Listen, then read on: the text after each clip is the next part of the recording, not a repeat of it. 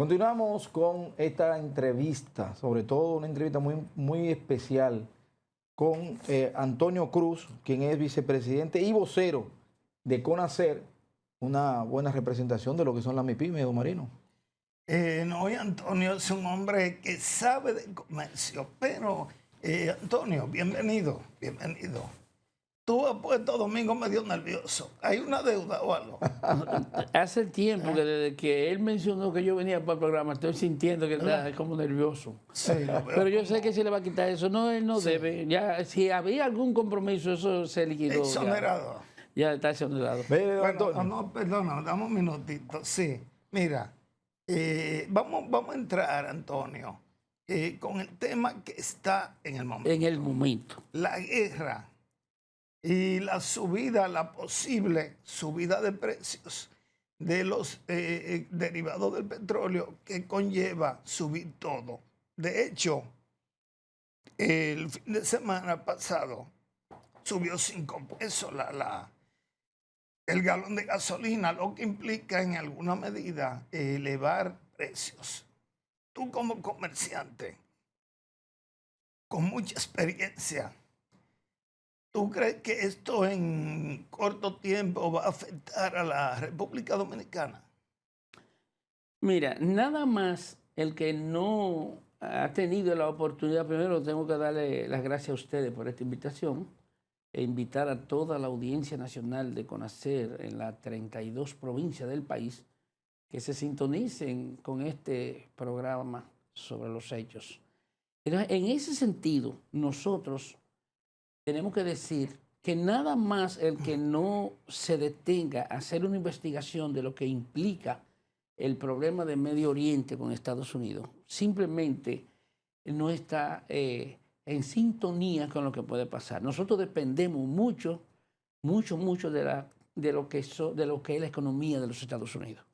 Y eso, ustedes saben, por ejemplo, que vamos a poner esos países que están en conflicto, sobre todo Irán, genera más de 3.300.000 barriles de petróleo.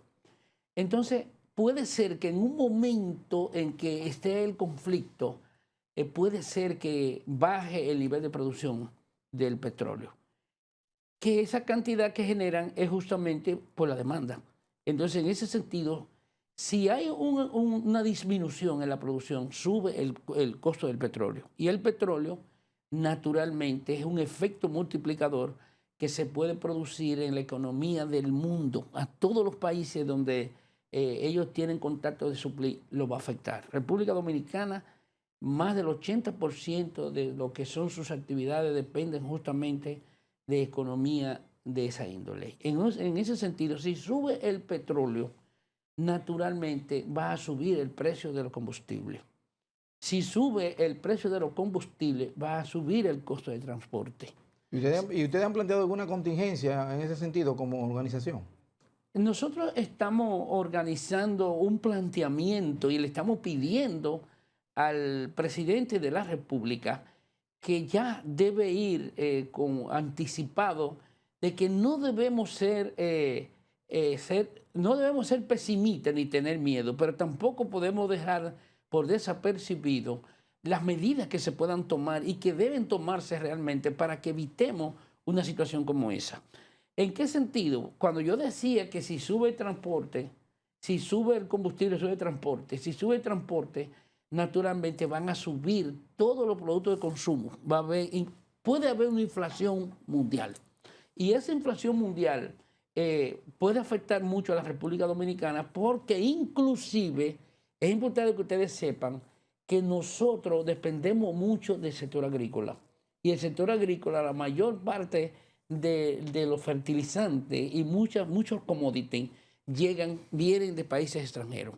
Entonces, si suben esos precios, suben los precios de los fertilizantes, suben los precios de los commodities y todo eso va a generar un efecto multiplicador en el mercado nacional. ¿Cómo eso va a afectar las MIPYME? Va a afectar considerablemente las MIPYME y más aquellas MIPYME que tienen debilidades de formalidad, que no tienen conocimiento de adaptarse al sistema digital, que no tienen conocimiento de los servicios electrónicos, que no tienen la capacidad para poder responder a eso utilizando mecanismos de tecnología. Entonces, todo eso afecta considerablemente a la población. Entonces nosotros, la República Dominicana depende mucho de las remesas, depende de las zonas francas, depende de la energía renovable. Y todos esos son factores que se pueden afectar de manera internacional, que van a afectar directamente la República Dominicana.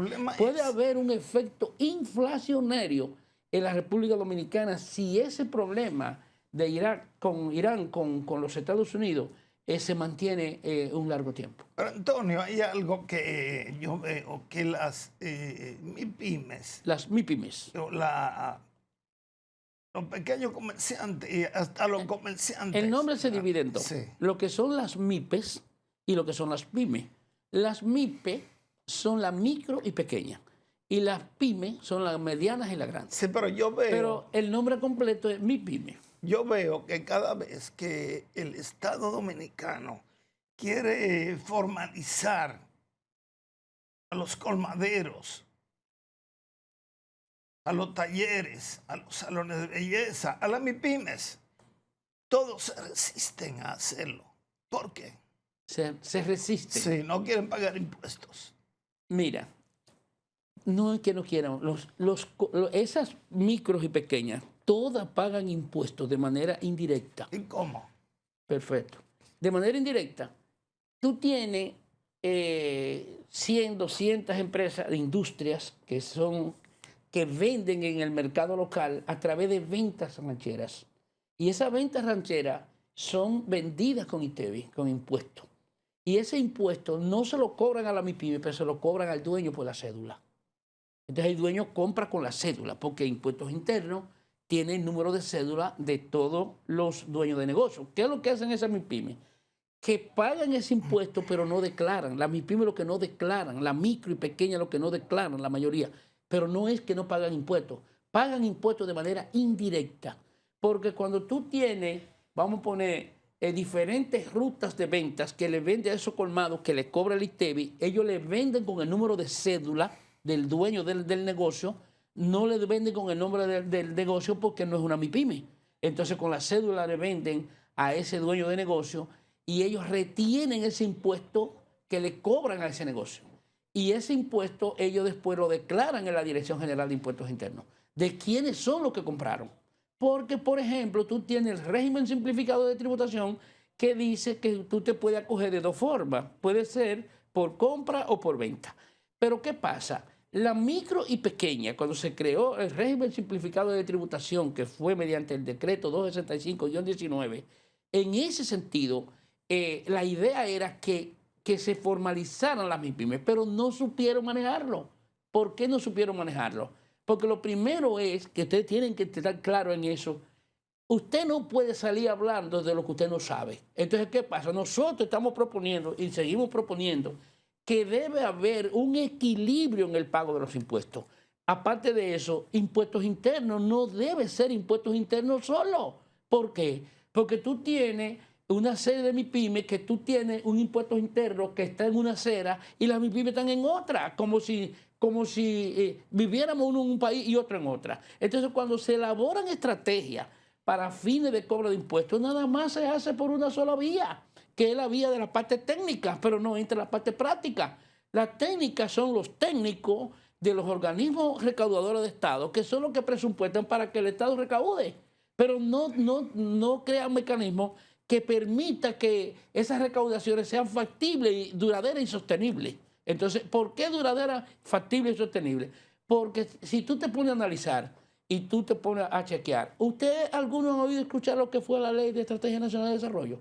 La Ley 01-12 de Estrategia Nacional de Desarrollo. Se creó un sistema que fue para desarrollar el país 2012-2030 y ahí se firmó un pacto esa ley buscaba que se firmaran 3 pactos. Un pacto educativo, un pacto eléctrico y un pacto fiscal. Ninguno se han cumplido. El que más cerca se hizo fue el educativo. Pero el pacto eléctrico se hizo 7 años después de que fue previsto en la ley. pero no han hecho el pacto fiscal ni se ha podido hacer. Pero la ley dice cómo es que hay que hacer el pacto fiscal.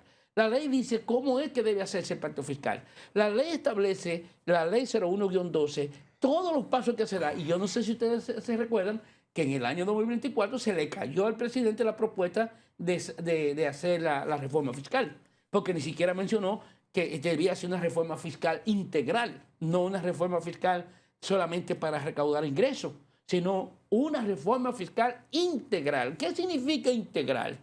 Que hay que tocar los 4 puntos cardinales. El Estado tiene que hacer un inventario de lo que tiene, un inventario de lo que debe, cuáles son sus gastos y cuáles son sus ingresos. Esos 4 puntos tiene que tenerlo claro el presidente para poder hacer eso y para poder hacer la reforma que se hizo. La reforma, la ley también dice que debía ser una reforma fiscal equilibrada y equitativa. Entonces, donde el proceso de cobro de impuestos sea progresivo, no regresivo. Entonces, ¿qué pasa con eso? ¿Cuándo es progresivo? Cuando el que gana más, paga más. Y cuando es un impuesto, o sea, una recaudación regresiva, es que es como si todo el mundo pagara igual. Y no es así. ¿Por qué le digo? ¿Por qué desequilibrio? Y vamos a retomar ahora. ¿Por qué desequilibrio? Adiós, yo te pregunto a ti, ¿cómo es posible que tú tienes un motorcito cayéndose que no tiene ni siquiera luz y tú pagas de ITEVI en un galón de gasolina o lo mismo que tiene un Mercedes-Benz? Te pero hay otra cosa. Tú tienes una empresa grande que es una pyme, la pyme, que es una micro, una que tiene de 1 a 9 empleados. Una pequeña es aquella que tiene de 10 a 49. Y una mediana es aquella que tiene de 50 hasta 150 empleados. Y una grande es la que tiene de 150 en adelante. Pero mira cómo está conformado el tejido empresarial. 98.5% de micro y pequeña. Y solamente el Estado está dependiendo de 1.5% de empresas medianas y grandes para recibir los impuestos. ¿Qué te dice eso a ti? Que hay una disparidad grande. Entonces, pero ¿quiénes son los que tienen los incentivos? ¿Quién le ha dicho a ustedes que hoy el que está en energías renovables, el que está en zona franca, el que está manejando turismo son magos? Es que está aplicado un gran alto nivel de incentivo. ¿Cuántos turistas están tomando préstamos sin intereses? ¿Y cuántas construcciones están haciendo en zona franca libre de impuestos? Eso lo pueden ustedes investigar en Proindustria. Y lo otro lo pueden investigar en turismo. Y lo otro lo pueden investigar a través del programa de energías renovables. Entonces, una chiquita. Entonces, pero si tú tienes, que a ti te están diciendo, ¿por qué no se formaliza? Hay una encuesta que se hizo recientemente, que es la encuesta 2022-2023, Banco Central y Ministerio de Industria, Comercio y MIPYME. ¿Qué se buscaba con ello? Se buscaba obtener una información. ¿Cuál era la información? Saber cuánto aportaban las MIPYME al Producto Bruto Interno, cuánto aportaban a la mano de obra empleada, cuánto era el nivel de aporte al Producto Bruto Interno. Aparte de eso, ¿cuántas MIPYME formales habían? ¿Cuántas informales habían? ¿Cuáles son las MIPYMEs? ¿Cuántas MIPYMEs residentes hay? ¿Y cuántas MIPYMEs contribuyentes hay? Todo eso se investigó. ¿Qué se ha hecho con eso? Nada. Entonces, ¿qué pasa con eso?